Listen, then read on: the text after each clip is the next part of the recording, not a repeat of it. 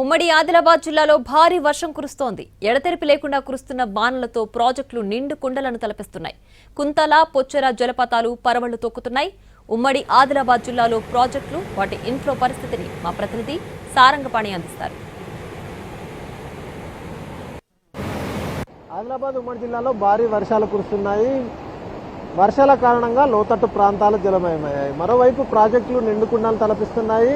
చాలా ప్రాజెక్టులోకి గేట్లు ఎత్తి దిగువకు నీటిని విడుదల చేస్తున్నారు. ఇన్ఫ్లో భారీగా వస్తున్న నేపథ్యంలో గేట్ల ద్వారా నీటిని కిందకు వదులుతున్నారు. ప్రస్తుతం మనం సాత్నాల ప్రాజెక్టు వద్ద ఉన్నాం. సాత్నాల ప్రాజెక్టు ఒక గేట్ ఎత్తి దిగువకు నీటిని విడుదల చేస్తున్నారు.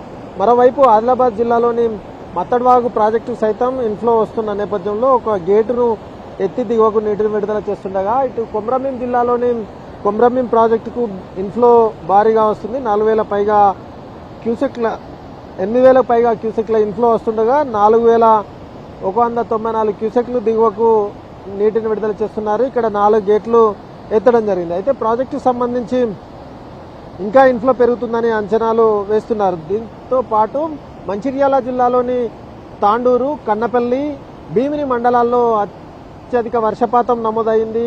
లోతట్టు ప్రాంతాలు పూర్తిగా జలమయం కావడంతో పాటు చాలా చోట్ల రాకపోకలకు అంతరాయం ఏర్పడింది. తాండూరు మండలంలోని ఓ గర్భిణి ఆసుపత్రికి వెళ్లే క్రమంలో వాగు అడ్డంకిగా మారడంతో అక్కడే ఆగిపోయింది.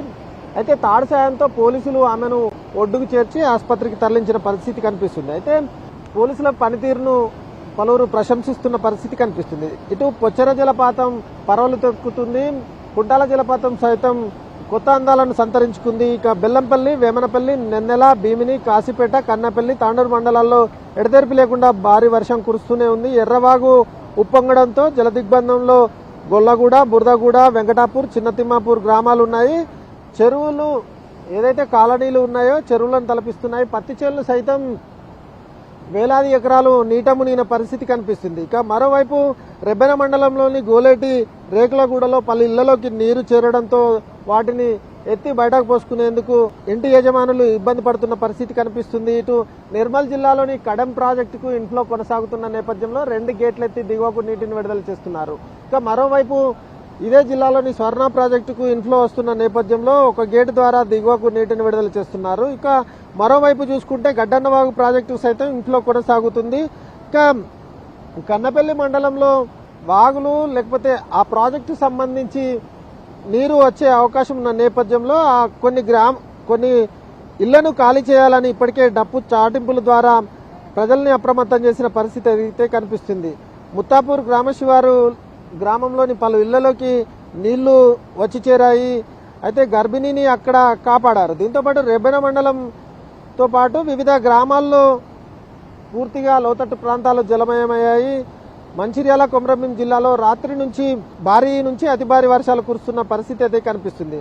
ముఖ్యంగా పురుషోత్తమరావు ప్రాజెక్టు ఎక్కువగా వరద నీరు వచ్చి చేరుతున్న నేపథ్యంలో కన్నపల్లి మండల సమీప గ్రామాలు సాలిగామను ఖాళీ చేయాలని డప్పు సాటింపు చేస్తున్న పరిస్థితి కనిపిస్తుంది.